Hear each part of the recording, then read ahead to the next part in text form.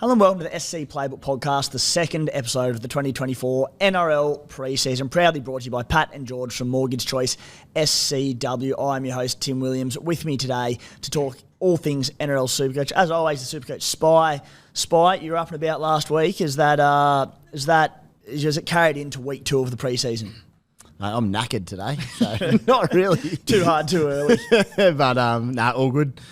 We're here to chat and talk footy, but definitely not quite the same energy. But that's what happens at the top level, the elite level. It can be hard to back up week to week, and that's where we need to get to. So, yeah.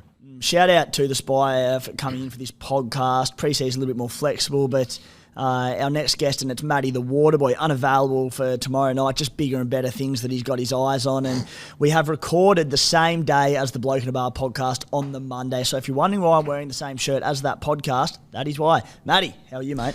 I'm good. It's been quite a day. It's been quite a big day. It's about nearing on 6 o'clock now, but I mean, that's what you got to do in preseason, right? You got to put the hard yards in. Yeah, so for all those out there listening on and happy with what they're hearing, the Spy and Matty, they've both done big lifts for SC Playbook today to record tonight, with a few things getting in the way on the usual Tuesday recording. We will be going live, though, on Tuesday night. Guys, additional ads have been added to the SC Playbook podcast this season. Basically, just a quick little explainer. I think it speaks for itself, but there's a lot that goes into the production of 6 podcasts a week, running a website, putting up all the prize money for the Unlimited group, having 20-odd contributors across our NRL, cricket, AFL branches of SC Playbook. Basically what it allows us to do is get a bit of money in to put towards things like a new website, which will be launching very, very soon during the preseason, revamped for 2024. It allows us to put a bit of money back in the pockets of the contributors like Matty, like the Spy, and all these people who help out in their spare time to make everything run smoothly.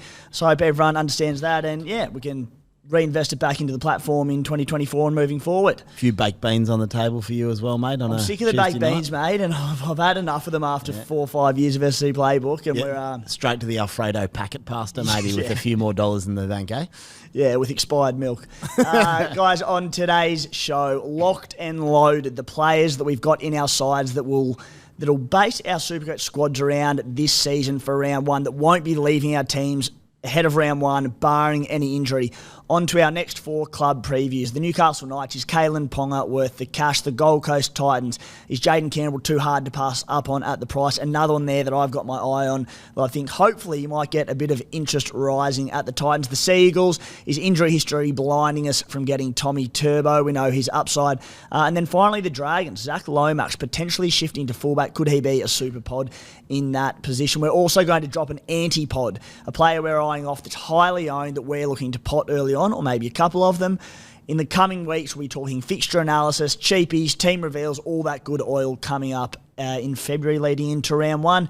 Spy, let's get into our first topic of the show, and that is locked and loaded. And it's basically, as I said, the people that we're going to be building our Supercoach squads around leading into round 1, and these are the guys that I've got that something would have to go horribly wrong for these guys not to be in my team for round 1.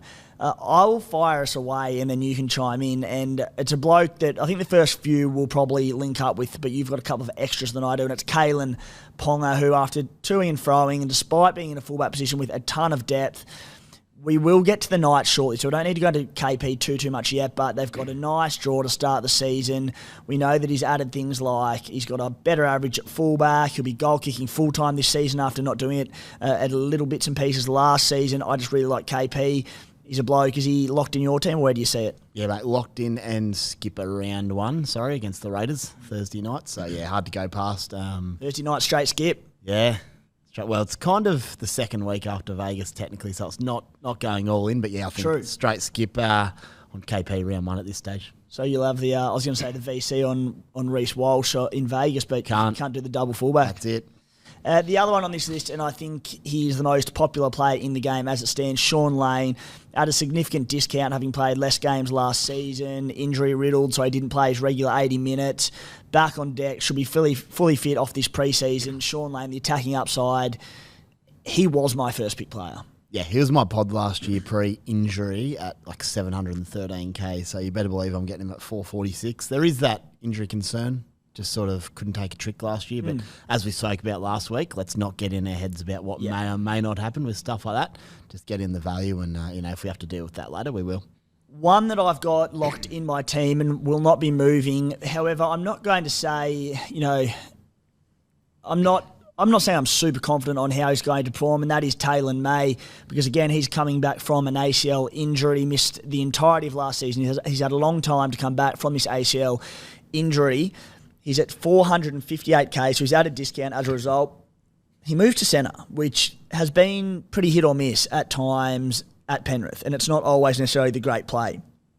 So look, he'll be in my starting team. He could average 65, 70 plus. He could also average 40. I'm not super confident on it. I am. We just know how good he was that rookie year. I know he's on the wing, but I assume he's only going to get better. He's had a long layoff from ACL, plenty of time to recover, big pre-season. I'm pretty happy at the price, honestly. He's a gun. He's playing for Penrith. Maybe he's the left edge, maybe he's right edge, but we saw some results, even with Peachy on the left edge last year doing damage. Yeah. So at that price in that side, just in for me.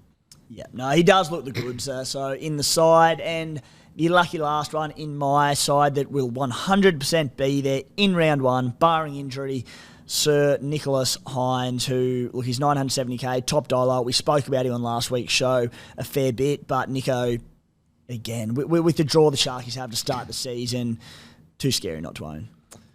100%. Had a very brief look at not owning him, and I haven't even considered it since. Yeah. And, of course, there's a bunch of cheapies, which we're going to touch on very shortly, who will be...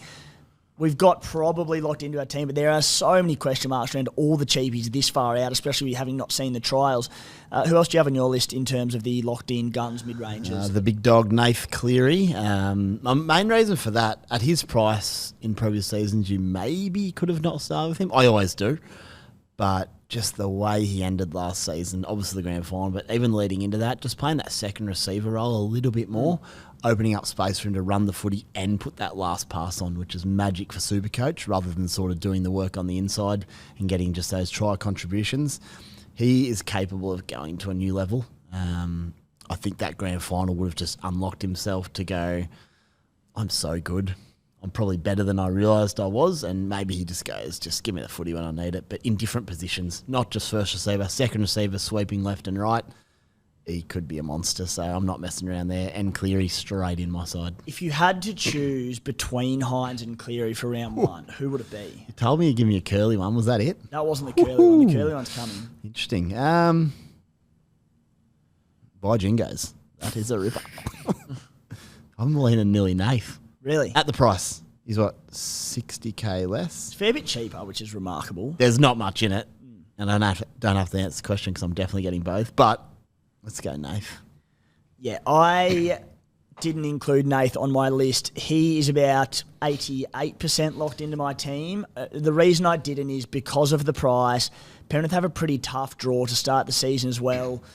I'm just thinking and I don't think it'll happen, but if there is a halfback that maybe emerges that is half only and that is significantly cheaper throughout the preseason trials, and it becomes a potential cash generation position and it frees up potentially a lot of money elsewhere in my squad, it could happen. I don't think it will, but there are a lot of teams where there's only one injury away from like a 200 or 300k, potentially very good halfback coming in.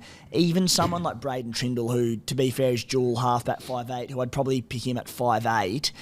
If anything happened to Nico Hines, Trindle then becomes goal kicking at mid 400k and becomes a massive play and becomes the chief playmaker.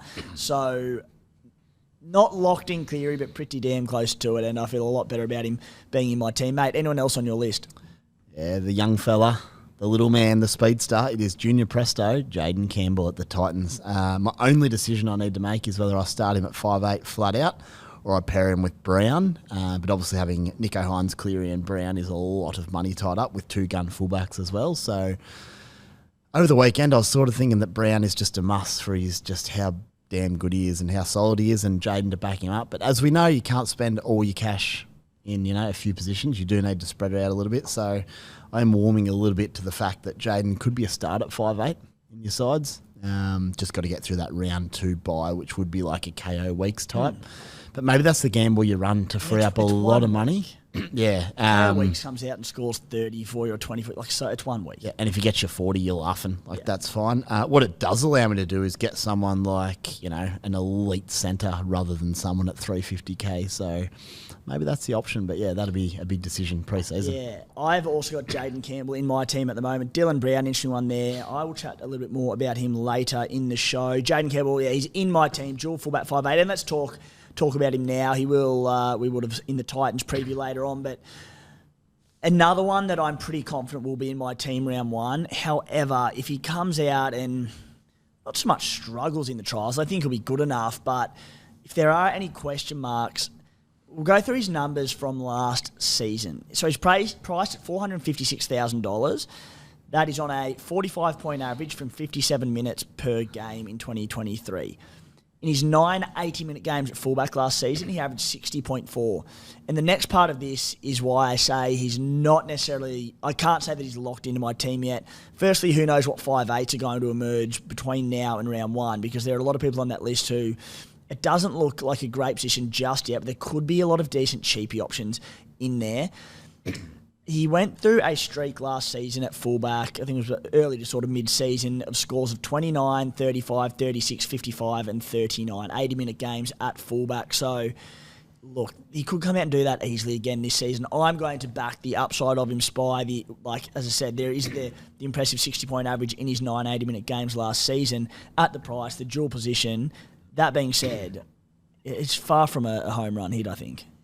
It's definitely far from a home run hit. I do like their draw, though, early in the year. It's not like they're playing Penrith, Melbourne, South or something like that. It's good. So if he's going to light it up, it's probably going to be then. So, again, at that price, someone I'm willing to have a crack at and just chase that upside. He might go bananas with a bit of luck, but we'll see how we go. Spy, that's your list done? It's my list done. Just quietly, I'm trialling out a couple of new phrases in coming weeks, and I reckon by Jingoes won't get another crack. Quickly cross that one off the list. Dang. I actually hadn't planned for that one. It just come to my mind.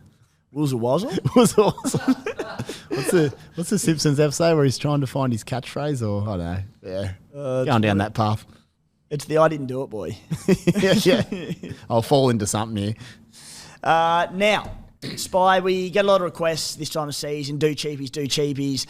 The reality of it is that so much is going to change on cheapies between now and the trials, and then between the trials and the round 1 team list. So we can deep dive into it now, and we might rank 10 players that are not in our teams come round 1 because they haven't been picked in the NRL. Yeah. So it's a waste of time. But what we can do is, particularly for those putting their teams together at the moment, talk about the people that we've currently got plugged into our team that are expected to play round 1, that look like good Supercoach value picks. We'll run through them quickly. You can let me know if you've got anyone different in your side at the moment. But these are the guys that I've got plugged into my side. I've KL Iro at the Sharkies, Ethan Strange at the Raiders, Chevy Stewart at the Raiders, both those guys. They might not, all 3 of those may not be there in round 1. Yeah. Especially we know that Seb Chris has just had a game wiped off his ban, which we served in the All-Stars game, so he'll be back. We're still getting confirmation whether that's round 1 or round 2, but I'll find out. Bronson Sherry, look, he's a bit above cheapie range in that mid-300s, but Sherry, Viliami Vailea, if he gets a starting spot at the Cowboys at centre, 357k. Jesse Arthur's 376. Again, bit out of cheapie range, but still there. KO Weeks at 273k. Morgan Smithies, 345k. A lot of mid-range back rowers for my side. I've got Xavier Wilson plugged in mine at 265k at the moment. Sammy Hughes at the Bulldogs, short on middles, big raps on him. He's 238k and might find himself getting some half-decent minutes this season. They're the main ones I've got in my side. And then I've just got a backup bench hooker spot at the moment where Hands is sitting from Parramatta. If he nabs that 80-minute roll at the Eels at 342k. Anyone different at the All-Stage Review plugged in similar sort of guys? Very, very bloody similar. Who do I have? Bostock's in there at the moment. Not overly keen on him, but if he ends... Yeah. I did my prediction 17 and I didn't really see how he snuck into that team, but there's a lot of word that he's there's quotes coming out of camp that he is starting, so we'll find out if that's true. But honestly, as you said, it's so easy to flick these guys in and out come team lists, but you've pretty much nailed who I've got. Talis Duncan's in there. He's pretty cheap, but again, just got to wait to see his role, where he's positioned. Outside of that, all pretty similar, but a couple of blokes there that could be pretty handy. Arthur's, Bronson Sherry, Chevy Stewart, those type of blokes. So see how it unfolds come trials and round 1. Spy, the curly one that I was going to throw at you. Speaking of Tallis Duncan, a reason why he wasn't in my team, we got Matty's Bunnies insights on last week's podcast in the Rabbitohs deep dive, and we actually didn't chat about this bloke at all other than his role and his impact on Tallis Duncan, but it's Jai Arrow. I am, like everyone, battling to find decent middle front row forwards. Jai Arrow starts the season, let me just get this up, expecting to start on the edge for the Bunnies. If he does, he could be an 80-minute man for them. And he starts this year as dual front row forward, second row, at 466k. That is based on a 46-point average in 50 minutes per game. He scored 0 tries last season. He's a middle forward, not hugely surprising. He also had several games injury impacted, played 22 minutes in round 1, injured. Round 14 played 21 minutes, injured. And then the back end of the year coming back, also some more limited minutes. If he's an 80-minute edge back rower, dual front row, a second row, more attacking upside, less base obviously, he looks a solid go to me. Oh, I've been down this road before, though, with Jai. I know, and it's never ends up well. It doesn't end up terrible. It just always ends up right in the middle. But, yeah, that's appealing. Good. I think I'd need him starting back row because, as you said, that's the big kicker. If he's playing 80 on an edge, watch out. So if he starts, every chance I'd have him. I hadn't really looked at him, to be honest, but... Not many have, I really like it. That's where you come in. I have scoured that front row position very deep, trying to work it out. So he played on the edge for all of the 2022 season, and he averaged 56 per game in 70 minutes per game. So that's awesome. I know. So he plays 80. Yeah, there's no reason why he can't be 60-plus averaging player. Matty, we did have a bit of a chat about it last week around Arrow and Duncan, and you mentioned that you thought that you wanted Tallis Duncan to start on the edge and Arrow in the middle, but you said you think that Arrow will be the one starting on the edge. Do you see him, if that does occur, do you see him being an 80-minute man, or do you think Tallis Duncan comes on and spends time on the edge, or does Tallis Duncan spend time in the middle? What do you reckon? Yeah, it's tough. When we were discussing it this morning, I couldn't really come to a conclusion because there's every chance Tallis Duncan could come on in the middle, give Cam Murray a reprieve at times. He can go onto the edge when he wants to as well. There's also a chance that Jai Arrow could play both. He could start on the edge, play in the middle. So, I don't have the answer for you. I'm very sorry. Yeah, no, it's tough. But again, it's another one we'll watch out for in the preseason.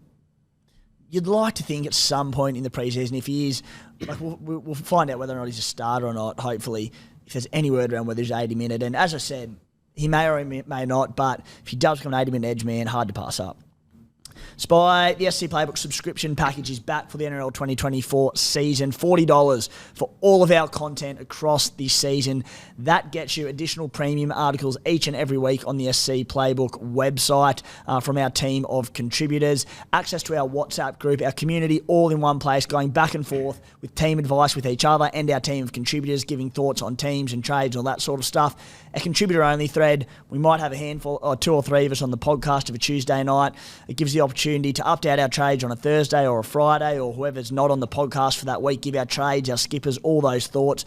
Our late mail thread for anyone that struggles to keep up with the team news. Got an exciting late mail announcements coming weeks as well, Spy, side note. Which is, a very good one. But heaps on that. Access to our major unlimited group prize and more to add to that as the preseason goes on, which will be announced later on. Speaking of the unlimited group, it's now called, actually, they've changed it. It's an unlimited league. It's not an unlimited group. So you go into where you put in your league codes, and it's an unlimited league. Okay. The code is 743596. If you can knock all of the SC Playbook contributors off Spy, $1,000 is up for grabs if you're an SC Playbook subscriber. It's open to everyone, though. So if you're a non-subscriber and you win the group, knock us all off, it's $500. We'll then give $500 to the top-ranked subscriber. So $1,000 in the bag if you can win that one. Spy, let's get stuck into our previews for the show, and we'll start with the Newcastle Knights. Their draw to start the season. It's a pretty good one. The Raiders at home, Cowboys away, Storm at home, Warriors away, Dragons at home, and then I believe, I don't have it up in front of me, but I think it might be like the Doggies and the Seagulls after that. So it's not bad, is it? It's a pretty good draw to start the season. And importantly, they have 4 of their first 6 games at home at McDonald Jones, where they were thriving at the back end of last season. Good draw. Kalen Ponga. We've both said that he's locked into our team. A few numbers around KP. Let me get those up. Great work here. So last season, he obviously started with that 5'8" experiment. It didn't work too well. He had some concussion issues, which were very concerning. At fullback, though, last season, he averaged 105 points. He's priced on an 87-point average for the season. He also will be goal kick for most of last season, but there are periods where he didn't, I believe, a couple of games there. His lowest score at fullback last year, 47 points against the Panthers in Penrith. After that, it was a 77-point effort. In his last 8 games at fullback for the Knights last season, 119-point average. He's currently in 35% of teams as we record. I just think, like, of all these top dollar players, he could be the one that's undervalued. 100%.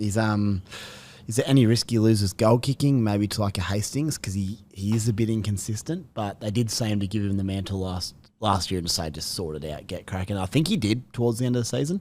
And might have also a bit. Guru and Hastings are thick as thieves, that pair, so surely the Roo can get us a bit of a scoop on that. Get some one. info there, find out. Yeah. But that'd be my only concern if maybe he loses that if he starts off poorly, but I back him in. I might even do a little bit more of a dig for round one and just find out, who the options are, how he's been kicking, all the rest. But Ponga's just a weapon, and he sits in the don't overthink it basket, I think. Just get him in. Let's see where he can take us. The other risk is Spy. If you don't start, sure, he could start slow and leak a bit of money. Of course, all these top dollar players can. But if he starts where he left off last season and he does average that 100 plus, very quickly he could be in that $1 million category and going north and become unattainable. And you have to get him. It could ruin your season before it starts. Round 4, you're like, well, I have to get him. I have to spend $1 million, yeah. And even if you go, all right, if he comes out and goes 120, 120, I'll get him in round 3 before the big price rises. That's a trade that you want to be getting a gun cheapie into your team that you missed out on, or getting a gun mid-ranger that you missed out on, and it has to go to Kalen Ponga. Yep. Whereas, like, if you were to start without, not that I'm suggesting it, but even like a Nico or a Cleary, who you mentioned last week, Nico's probably not going to go up in value, nor is Cleary. They might a little bit, but probably don't. You can still move them. But Ponga has that huge upside. He does, and he's fun to watch, and he's likeable. Yeah, he's Queenslander. It's a bugger. But I'm just having a quick look. He only missed. He had one bad game in round 25 against South, where he kicked 2 from 6. Around that, he missed 1 goal in a 4-week period and kicked about 20. So he went at like 19 from 20. So he's figuring it out. That's good to see. Yep. Matty, KP for you, mate. We're obviously both very keen on him over here. I suppose he's in your side at the moment, and either way, like, do you have any knocks on him and why you potentially wouldn't start with him? Just on that goal kicking thing, he's left-footed, right? Because I'm pretty sure Marzu scored 4 tries that day, so that's pretty unlucky. Left side kicker. So we'll let Kalen off there. But no, off the back of last year, I'm hoping that Kalen Ponga goes from strength to strength, which would be quite ridiculous if he does. But even if he maintains the same kind of form as last year, which I'm confident that he will, then he's definitely my team. So yeah, he'll be in my team for round 1. Yeah. Spike Greggy Marju, that bloke that Matty the Waterboy just mentioned, $789K. We've said for years, if he could get a regular starting spot for a half-decent side, his Supercoach potential is enormous. That happened last season, and he averaged 77 points in 20 games. 150 tackle busts for a season. He had 2 hat-tricks for the season, scored in all bar 6 games. 4.4% ownership at the time of putting the Newcastle Knights article up on our site, which was a couple of days ago. And look, I'm not going to pay up for him, but if we've just sat here hyping up Kalen Ponga, when Kalen Ponga goes well, Greg Marju goes well, he could be a super pod to start the year. Yeah, plus, incredible base. I want him. I've wanted him ever since the end of last season. I just wanted to roll through and own him. I want one elite centre, ideally.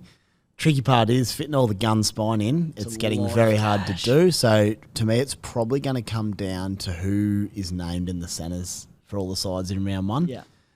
There's a bit of a dearth of options, and it looks like I've got a bit of a holder pug there. I'll probably swap Dylan Brown out, start Jaden Campbell, not Preston, and bring in Greggy Marju. So we'll just have to see. Even just listening to like the hairs are standing on end at the thought of owning him, because like I remember there was a period there far longer than I don't think I owned him last season. How good am I going?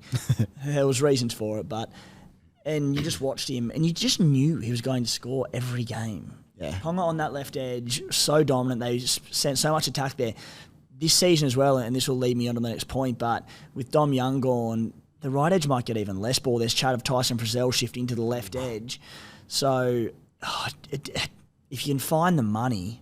I can find the money because I've got a draft with him in, but yeah, it's just a matter of where I need to spend my money elsewhere, so we will see. Dane Gagai, 739k. Look, everything about him at that price says don't go near him, for one of them reasons being, I said Dom Young gone, how much ball to the right edge get? The one thing that has to be noted, though, he based 40 points last season, which is enormous. And he averaged 72 points per game. He only scored 3 tries last season. He will improve on that this season. He has to. On that, if you can maintain the 40 base, you could argue he's undervalued. I'm not getting him, but what do you think? I wonder how many try assists he had. It's like he doesn't age, that guy. I know. Getting better and better. He turns 34 this year, so not a spring chicken. I couldn't do it, but I mean, he just goes from strength to strength and he keeps doing his thing. So, yeah, if we go the try assists, what do we got? 9. So that's pretty good for a centre. Pretty solid. So maybe that sort of offsets a little bit. But, yeah, I couldn't pay for him. But, I mean, if you want to have a crack, I'd just prefer Marju is all. Yeah. By the one, a position that really interests me is the edge back row at the Newcastle Knights. Dylan Lucas, $502,000, dual second row centre wing. You then add in this, so Lockie Fitzgibbons is gone, so Lucas could lock down a starting edge back row.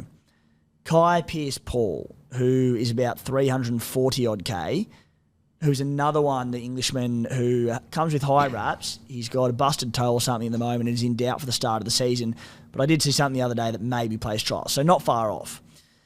Tyson Frizzell, if he shifts from the right to the left edge, that golden spot that Kalen Ponga just would put it on a platter for his left edge back rower, Frizzell becomes interesting. But I'll start with Dylan Lucas in particular. If he locks down that 80-minute edge roll, it's a pretty small sample size, but in 4 80-minute games last season, he averaged 70.25, 56 in base in those games.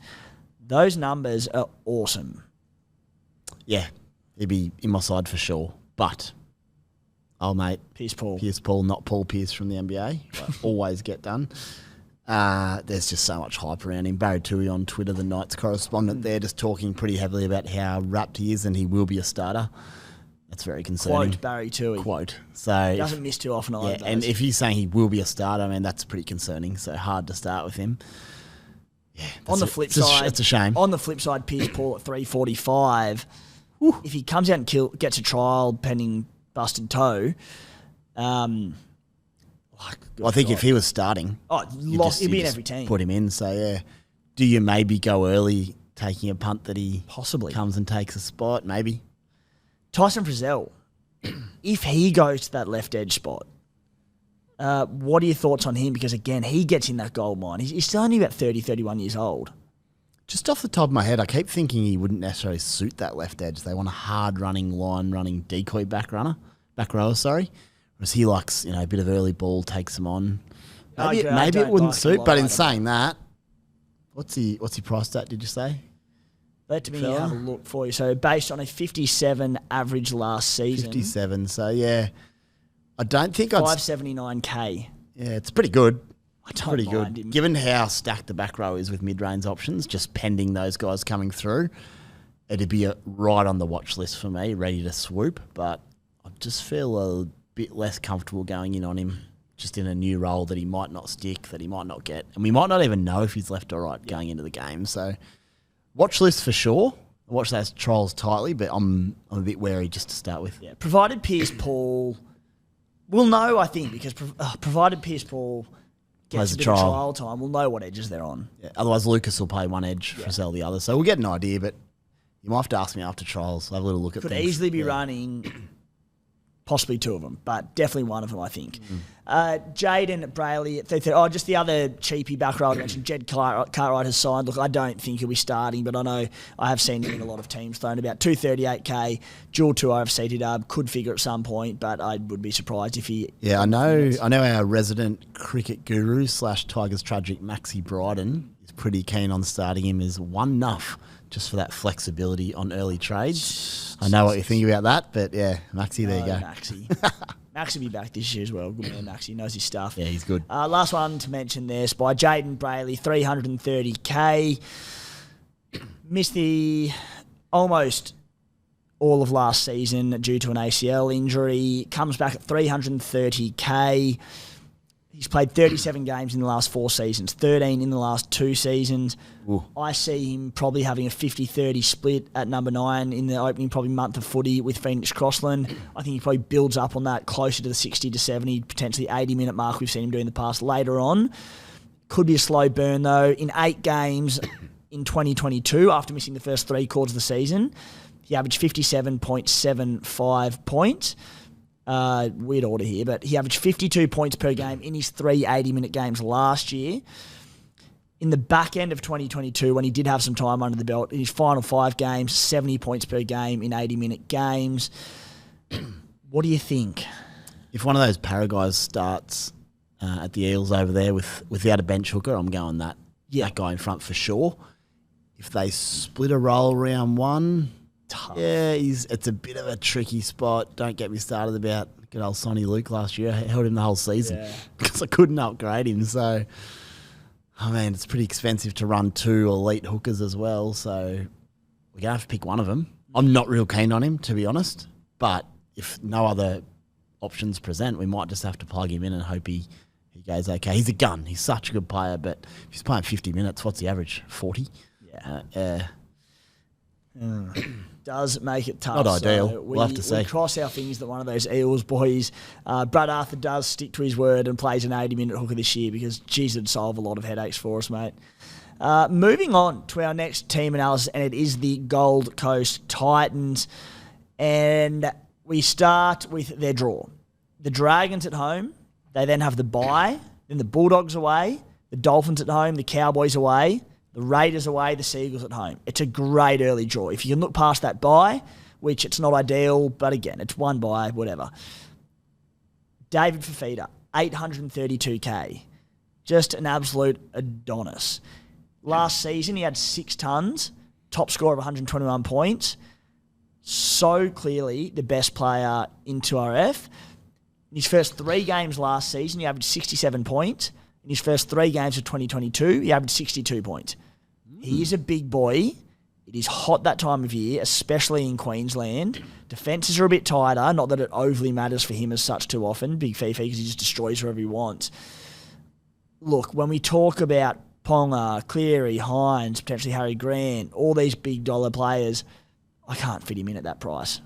Yeah, I'm glad you said he starts slow because I can't fit him either, but desperate to own him. There's nothing better. He'll pretty well be the first plan of attack, first player to target to get into the team. Yeah, in that back row, as soon as blokes are heading up in price and you can upgrade, 100%.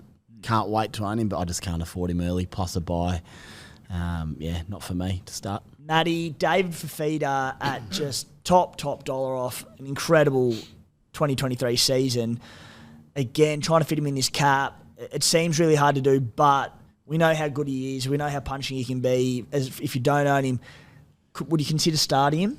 Oh, 100%. 100% I consider starting him. But as you guys just said, there's only a certain amount of money to spend, and I think I need to prioritise it in other areas. But yeah, I would absolutely love to have him. Yeah. Not for me, but... New coach as well, worth noting. So role, structures, how they play. It's the just other thing there, and we'll go to him now, but it's Beau Fermor at 467k, returning from an ACL injury of his own. Back in 2022, he scored 11 tries for a 65-point average. That was on that left edge for the Titans. He's so good. He's a very good footballer. He starts very cheap at a discount. Firstly, like the Fafita impact. If Fafita goes back to the right edge, I don't want to go near him to start because I want him outside Kieran Foran. Yep. Will they mess with that Foran Fafita combination that was so good last year? I definitely would not. but Fermor was really good on the left before that. So, look, I suspect Fermor comes back on the right. Regardless, Fermor at 467k, do you own him? Not yet. If he's on the left edge in trials, though, I will. Yeah. He's such a good player. He did score probably a lot of tries in that season, but there's no reason he can't, maybe if he doesn't replicate, get somewhere near it. And what he's based at 200k or something less because of the injury discount from last season. So, yeah, he's a great player. We've just got to wait to see where he's playing. Right edge, not keen. Left edge, very keen. Yes. Not in my side of the stands, but a decent trial perform. Even if he plays right, I don't like right edge either. And he's still a maybe on the right, but it's more of a watch, isn't it? I just think the left edge will get so much ball. And the other issue is 2RF, there are so many good buys for that same value. Yep. So, but I'll tell you what, if the buyers suddenly look pretty skinny, the bloke you could plug in after that. But again, it's all just so much to unfold heading into trials around one teams. Yep. We'll figure it out. Jaden Campbell, we have spoken about. And on the cheapie front, Keanu Keeney. Look, I'm not expecting him to get a start, but apparently he's been blitzing the preseason. So if he can find his way in at 287k, he's a question mark and, every chance to feature in our sides at some point this year. Spy. Tino Fasua-Malawi, we've spoken about struggling for front rowers to start the season, 790k. Hard not to be a massive fan of him in Supercoach. Averaged 78 last season. That was up from 67 the year prior. In starting the season, in his first 10 games of 2023, he averaged 67 points, well down on his season average. In 2022, first 10 games, he averaged 57.8. I think Hasler's bench that he names will play a big role. If he has utility back on the bench, that'll help. But, I can't get Tino in at that price to start the season. Yeah, as we've discussed ad nauseum, we're just not going with that front rower who's that elite value just for pricing structure. But tell you what, if I was going to pick one, I'd love to own Big Tino Fasua-Malawi. So hopefully sooner rather than later, but not to start. Alexander Joseph Brimson. Does anyone know his middle name? I do. Joseph, I think. It is? No, I was going on what you said. Could be. Anyway, AJ Brimson, 587k. Does he have a middle name? He just threw just the a J. Maybe. It's like Homer. James. Way to ruin it, mate. 587k, fullback only. You look at that and go, in that fullback field, he's moved to centre, no way. However, spoke to the great man, Tommy Sangster, and he has informed us that there will be, I believe as per last year, once the trials are done, there will be positional updates. Beauty. So they've already come out and said that Brimo's playing centre. So when he does that in the trials, I'd assume he'll get dual CT dub fullback. 587k. He averaged 58 last season from 71 minutes, well reduced due to some injuries he had during games. Huge trial watch because we need to see what brand of centre he's going to be. With his talent, his ball playing ability, all of that, I think they'll be mad if he does not roam around the field and chime in the back line on both sides of the field. I'm really keen on him at centre. I am keen, but I know for a fact I don't really have that extra 100 or so, or 150 to pay at the moment. It's just a bit of it's like a fun gamble, isn't it? Like you know what he could do. My concern would be, does he just combination-wise, does he see a heap of footy while they're trying to work out, getting Firma back in the side? If Firma and Fafita switch edges, getting their combinations and lines right. That's my only sort of early concern, but tell you what, we know how good he is. If he gets any sort of open space footy consistently, we know what he can do. Injury history, he's one that worries me a little bit. Always a concern with him. Yeah, like he's in the basket if he actually does get hurt a bit. So it's Loves just that to monitor. But obviously less Ks than at fullback in the centres. So yeah, I think he's an exciting one to maybe have a pot at, but I won't be. Do we know? At this stage, I'll say that a bit. Do we know what edge he would play? Because he's also...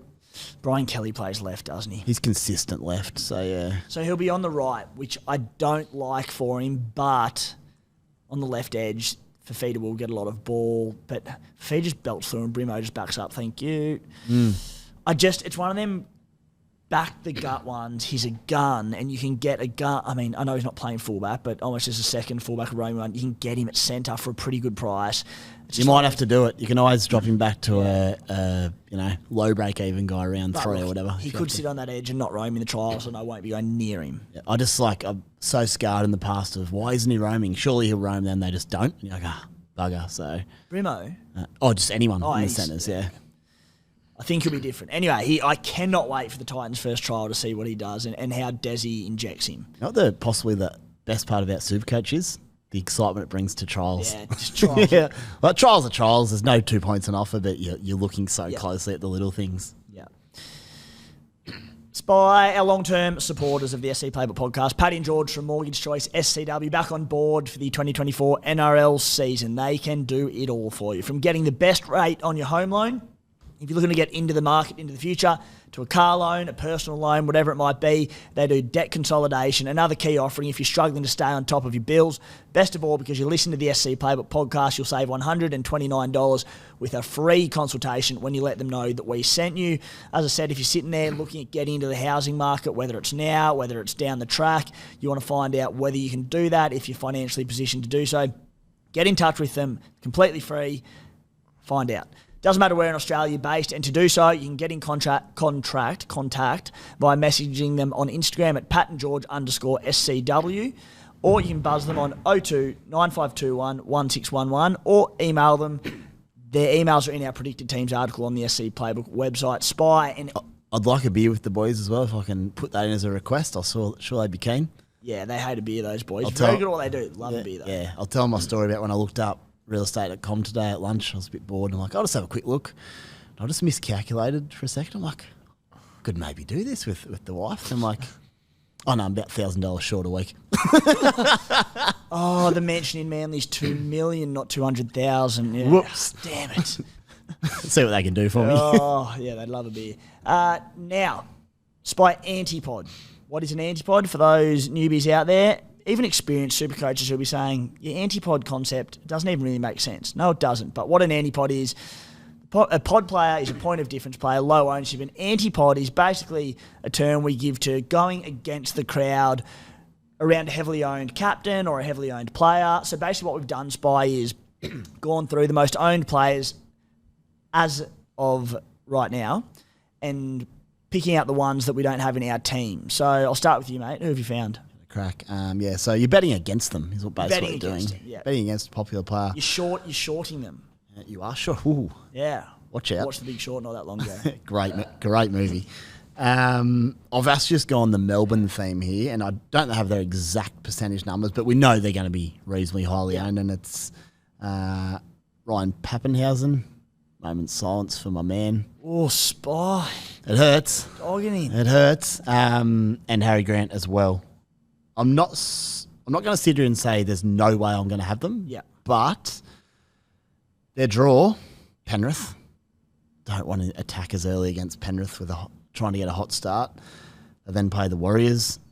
Just very sound defensively last year, especially against sides that didn't dominate the middle. If you could dominate the middle against the Warriors, they can leak a bit, as with anyone, but are Melbourne going to do that to them? I'm not so sure. Then they play Newcastle. Flew home last year on the back of defensive efforts. They tired late in the year, but they're going to be fresh and firing. Then they have the bye. Then they have Brisbane. I think it's a horror run, to be honest. It's a tough run. If you add in Harry's the closest to the person I'd get in, just for his long-term consistency, and you can just lock and load for a long time. But I still like some of the other options at 100k plus cheaper with that draw. And with Lil Pappy, just the other fullback options, which we'll get to in weeks to come, there's some really elite fullbacks. If Pappy had a good draw like the Titans, I would not hesitate. Yeah. Straight in, probably goal kicking, obvious injury risk, but there have been a couple of freak accidents, more than, hemis and muscle stuff, which is good. But with that draw, it's going to be tricky for him to do it against, Penrith, New Zealand, Knights by Brisbane, when you might be able to get someone like a Turbo, Reece Walsh, Scotty Drinkwater, who could average 100 over that period. I'm happy to pot against him early. I'll be really happy to see him build into the season and pick him up because I want to own him so bad. But he might not even goal kick. Yeah, well, if he's not goal kicking... he could. Then we might not know. Will we know? Yeah. Harry Grant is at 27.6% ownership, and Ryan Pappenhausen at 23.5%. So yeah, pretty heftily owned. I think those figures will go up closer to the season once. I think people will probably mess around a little bit. Yep. And then once it gets to the crunch time, they go, oh no, I need these guys. So. Harry sets up one try off a 40-metre bust in a trial, and everyone just goes, oh, I've got to have him. Harry, the draw concerns me for Ryan Pappenhausen, not as much Harry Grant. That's fair. And I also think that like Harry Grant is good enough to do damage in those games, and yeah, I'm pretty sweet with Grant. I like that as well. And we obviously, I think you spoke about it with Guru, but just his minutes. I mean, yes, he could, if his minutes drop, he could still perform, but it's still a major risk. So there's to short against Harry and Papy could well be the play. Yeah, for sure. And the other thing, Harry Grant, yes, the tougher draw probably means tighter games, more chance of playing those big minutes early. Definitely early in the season. Like they can rest him round 7, 8, 9, you know, like so that's right. I have got, as it stands, potting Jaden Brayley, who we spoke about at 41% ownership. Yep. Again, could come into my team, but right now against him. Payne Haas, 37% ownership, not in my team. Very unlikely to be in my team. I've spoken about him a lot, which had a good yarn about him last week in the Broncos one. And a bloke in your team spy, Dylan Brown, who's at 22.6% ownership at the moment. He's about 780k. He's a big price. You never know what you're going to get with Parramatta. They're so hot and cold. I don't know. He's not a goal-kicking half. The draw is pretty good. It's an enticing draw, but they do have Penrith away in round 2. You know, there are games where sometimes Moses will steal the show a little bit from him. There's just enough question marks there. They're also throwing up 5'8" players like KO Weeks, Ethan Strange, Jaden Campbell, some decent 5'8" options. So, no Dylan Brown for me. You're super keen on him. Super keen, but not locked. Just, as I said, the only reason he's not locked in for me is because I'm paying up so big in some other positions. I just might not. Something has to give. Yeah. So, the beauty of Brown is he just runs and runs and runs and runs. So it doesn't matter who he plays. His base is enormous. He can often make 25, 30 tackles a game. So by the time you blink, he's on like 55 before doing anything. That's the beauty of him. Whereas you might end up playing, you know, your KO Weeks one round for a 10. Maybe he doesn't get 10, but he's the kind of guy that could do that for you. But in saying that, if you're running your Jaden Campbell, like you still back him in with work rate and attacking opportunities. Yeah. So it's a really good question, one I'm not decided on yet at all. Yeah. God, it's exciting. Matty, did you come up with an anti-pod play for us? Yes, but I won't be adding much because mine was going to be Harry Grant. It. Yeah, basically all reasons listed. Concerned about minutes and also, as I said before, putting money towards kind of other positions. Hooker's so tough at the moment because you just, like, as we said on Bloke last Monday, like the 80-minute hooker is slowly dying. So position's changing. It's really tough. So yeah, Harry Grant's the one I'm going to avoid for now. Fair play, mate. Spy, let's get stuck into our preview of the Manly Warringah Seagulls, and we'll start at the top. And you mentioned before that there was no Ryan Pappenhausen in your team. Is Tom Trbojevic? Who's in there? I keep changing it. Do you? Who sits there right now? I've got Drinky in there at the moment. Just in case I don't have him, I just want to look at him a few times. Actually, I'm 100% undecided. Tommy Turbo, $833,000, averaged 82 points per game last season in his 11 games before the season was cut short. His final 2 games for injury, 126 and 165. They did... Worth noting also, came up against powerhouses of the competition, the Dolphins and the Raiders, so even more impressive. Oh, if he comes out and looks like the Tommy of old, Spy, and when I say the Tommy of old, if he looks fresh. Just running freely. If he runs freely and confidently. And doesn't look restricted. Oh, all I can think of, and this might just make up this could save me days of pondering. Tommy was on like what seemed like one leg last year. Yeah. Like everyone remembers that he was like, everyone kept saying, Tommy's not quite right. What's up? He's still averaged 82.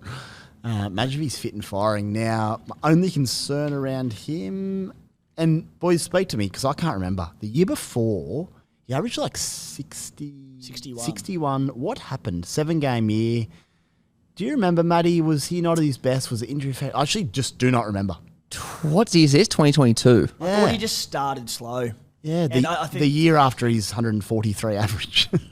Yeah. So there was some... I can't remember. Me either. It's mind blanked. Played the first 4 games, had an injury, missed 4 games, came back and played 3 and then had a season-ending injury. So top score of 87, 2 scores under 40. Oh, that's right. He dislocated his shoulder against Para. Okay. Yeah, I remember. And then he was trying to That remember. put him out for the season, though. So Yeah. at that point, he was all right. Yeah, I'm just wondering why he only averaged 61 in 7 games. Just worth noting. Yeah. But I mean, the year before, 143. Yes, it's 2021, but drop 40 off it. It's 103. Like, that's absurd. So we talk about upside all the time. I just need to see, he just needs to pass the eye test of just looking powerful and confident. Get in space, take off. Yeah, or running through the line as well. Like, if he goes out the line and, if he's digging in and through it, that'll be enough as well. But, yeah, like right in the mix, isn't he? Not in my team at the moment, just because I'm not convinced he will stretch out early on. Yep. I mean, he didn't all last. That being said, last season when he didn't stretch out until about round 11, he didn't do his hammy or anything. It held up. It was peck. Yeah. Peck in Origin. Which is encouraging. Yeah. So fingers crossed for him there. More for him as a bloke than anything. But it's just fullback. It's going to be the talk of the town, and I love that there's so many to choose from because I've got no idea where I'll land. Forgot to mention their draw. The Rabbitohs in Vegas to start the season. Roosters at home. Eels away. Dragons away. Panthers at home. So I really like it for 4 rounds. I think they got Penrith round 5 into like the Warriors. So there is possibly an opportunity to just go, Tommy's in for 4 weeks. Let's see how he's looking. If we're not totally convinced, we're going to know who to buy out of Reece Walsh, Pappenhausen, Drinkwater. Maybe that's the ploy. Chase that early upside, see how he looks, and then make a decision. as I said, I'll keep saying it, but a big watch in the preseason trials and how he looks. Spy Ruben Garrick is tipped to make the move to centre this season, 722k. Now, I do not have the exact numbers in front of me just yet. However, last season when he moved there, he had one enormous game, 169 points, and they absolutely obliterated the Dolphins. That was at Brookie Oval. The week after that, he scored 26 at centre. The week after that, 62 at centre, and then he was back to fullback. Look, he's very good at centre, but my gut tells me that, and again, we got a 3-game sample size of him at centre. He played a game early in the year at centre for 35 points. I think the 169 was a Sifa Talakai Seagulls kind of anomaly Could have game been. where I don't... He'll score better than Sifa, but I'm not paying that price for him at centre. There's no way I'm buying him. And I think he'll have a good season. Ideally, he'll fall a bit in price and we could run home with him potentially, but not starting with him. I'll probably buy him, but not at that price. What about in the rest of the back line? We saw Tolotau Kola absolutely carve up to end last season, but that was at fullback. I know pre-show you mentioned a few wingers there, pretending where they land. Who do you like? Oh, just that left wing spot outside a hopefully healthy Turbo. You got Jackson Paolo, Tuipulotu, Vega. If any of those blokes are there, most of them are at pretty fair value. So just one to watch. And if any of those blokes are there, especially Tuipulotu and Viega, they're so cheap. Yeah. They're playing outside Tommy. Yeah. So, yeah, we'll see. Yeah, not for me. I'm not keen on really anyone in that back line outside of Tommy Turbo. And into the forward pack, no one that really screams by me outside of maybe Homole Olokuatu, who I felt like had an okay year last year, but not his best. But he still scored pretty well Supercoach-wise. So, look, if he cut, we know he's a great Supercoach player to own because he bust tackles, he can score a try, loves diving on a grubber. He did play average 80 minutes last season, 69 points per game. Could be scratching the surface. He could be. Yeah.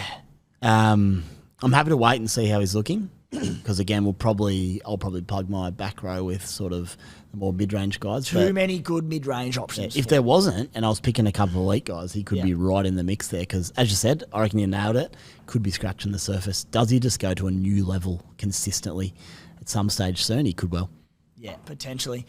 Anyone else to touch on at Manly? Because I'm not overly keen on them just yet. You add in the factor of, we've spoken a bit about it, but the away trip, the Vegas trip to start the season, what impact that may or may not have on them. No one for me just yet, unless our boy Burbo was to slot in and start on the edge in place of Josh Schuster.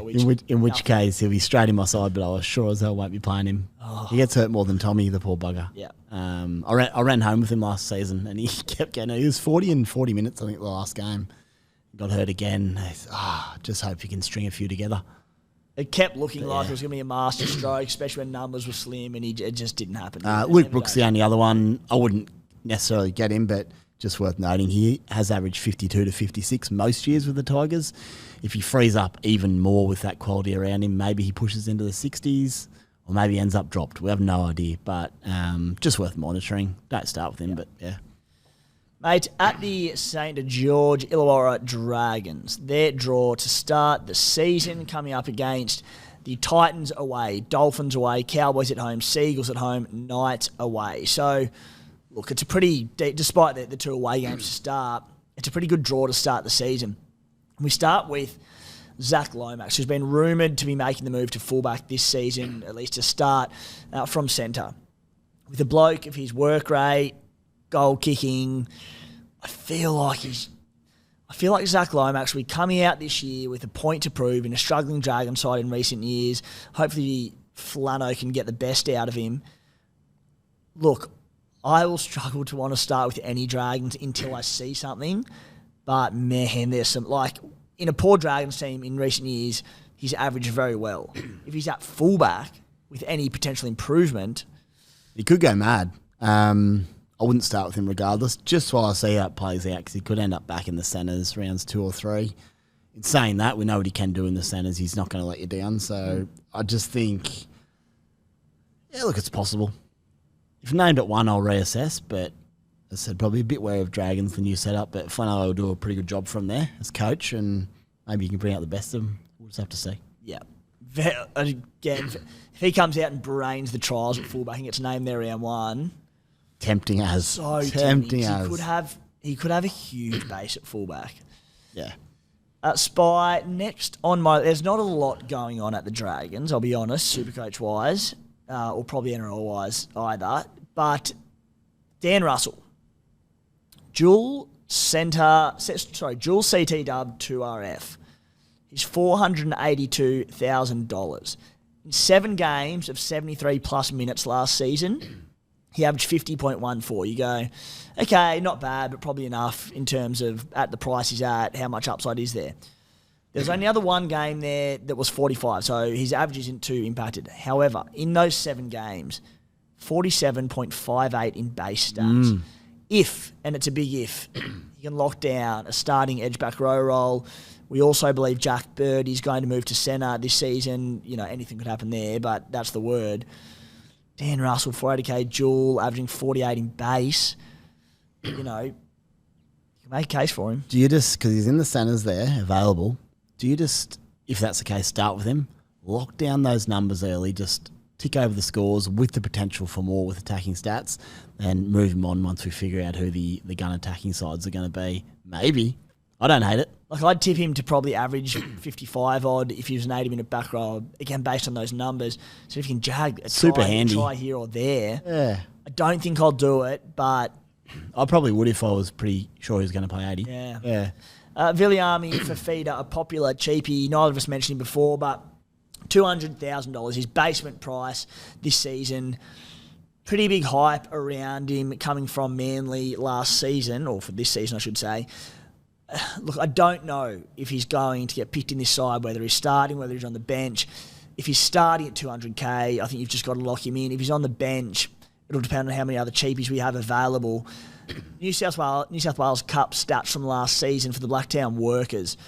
Averaged about 40 minutes per game, around about that mark, in 15 games. In those games, he had 1 try, just 18 tackle busts, so tick more than 1 tackle bust a game, and 0 offloads. Not great Supercoach stats for New South Wales Cup. But he's also bottom dollar. Yeah. Bench front rowers don't grow on trees at 200k, so we might just have to take him. Could be some real Franklin Pele vibes in Viliami. Couldn't they ever? So, yeah, again, we'll see how he goes. If he's named to start in round 1, you've just got to pick him. If there's a 3-forward bench with a utility back or a number 9, he'll be appealing. Yeah. But unless he kills the trials, it looks trappy. I'm not doing cartwheels over getting him, but he could just do a little job there for us. Spy, anyone else at the St George Dragons that's caught your eye at 20 degree? Just Birdwatch to start the season. Jackie Bird, let's see what his role is, see how he goes back under Flano where he's won a premiership. Unbelievable grand final performance back in the day for the Sharks there, so maybe find some of his best. Won't be starting with him, but he's just add him to your watch list, see how he's going. Jackie DeBellin, look at a plug of front row forward spot. Yeah, DeBellin's, I sort of noted him down and had a quick look, but what you'll realise about DeBellin is no real upside. Like, you'll know what you get. He'll punch out those numbers for you, but he's not probably going to make any money or get you any massive scores. I'd prefer someone who can score a try or potentially average 5, 10, 15 more than what they've done previously. So DeBellin's a no for me. Yeah, unless they come out and Flanagan says, mate, we need second phase player, you're our man for the job, start freeing that arm, which is based on absolutely nothing other than Supercoach want, not for me. Spy, we'll wrap that up for the Monday night potty this week to go live on Tuesday. Yeah. Of course, thanks for coming in on short notice. Gutsy effort, some are saying around the traps. I do need to ask a question of the people. I need a team name for this season. Ooh. I want to change it, so... My NBA team name is the 958s after Usain Bolt's world record. Could go with that. My BBL team name was Punter's Knock, so maybe we do a throwback to a Nathan Blacklock, Noel Goldthorpe in the 90s or something, or Sean Johnson. But send them my way. Let's have a think, get something popping there. And Instagram, SC Spy7, mentioned last week, but getting heavy into that and really enjoying it. So yeah, give us a follow and we'll have some fun. SC Spy7 on Insta. Let us know his team names in the comment section. Guys, jump out, get yourself a case of Bloke Beer, the best beer in the business. Matty, thank you, mate, and thank you for coming in on a Monday night. So it's been a big day for you. No worries. I technically didn't come in. I've been here the whole time. That's true. You're already here, so haven't asked much. Yeah, exactly right. Good to be here. Cheers, mate. Thanks, guys, for tuning in, and enjoy your weeks.